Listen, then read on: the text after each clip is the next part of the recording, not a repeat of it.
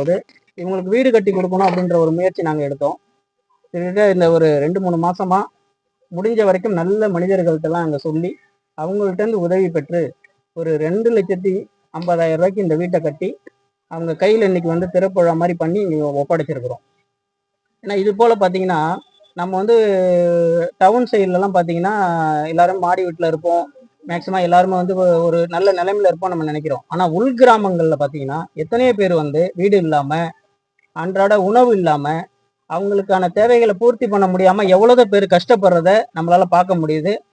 அது போல உள்ளவங்களாம் நாங்கள் தேடி போயிட்டு எங்களால் முடிஞ்ச வரையும் சமூக சேவகர் எஸ் பாரதி மோகன் அறக்கட்டளை அவங்கள்ட்ட முழு விவரங்களை தெரிஞ்ச பிறகு மக்கள்கிட்டையும் நாங்கள் தெரியப்படுத்தி அது மூலயமா அவங்களுக்கான ஒரு வாழ்வாதாரத்தை நாங்கள் ஏற்படுத்தி கொடுக்குறோம்.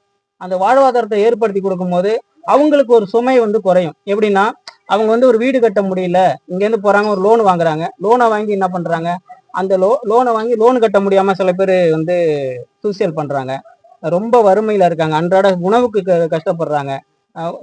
இங்க பாத்தீங்க கிராம சைட்லாம் பாத்தீங்கன்னா விவசாய வேலைக்கு தான் போவாங்க, அங்க 200 சம்பளம் தான் கிடைக்கும். அந்த 200 சம்பளத்தை வச்சு அவங்களால அன்றாட சாப்பிட மட்டும் தான் முடியுமே தவிர அவங்களுக்கான தேவைகள் அவங்களால பூர்த்தி பண்ண முடியல. அவங்க ஏன் பூர்த்தி பண்ண முடியலன்னா அந்த 200 சம்பளம் அவங்களுக்கு அன்றாட சாப்பாட்டுக்கு மட்டும்தான் அது தேவையா இருக்கு.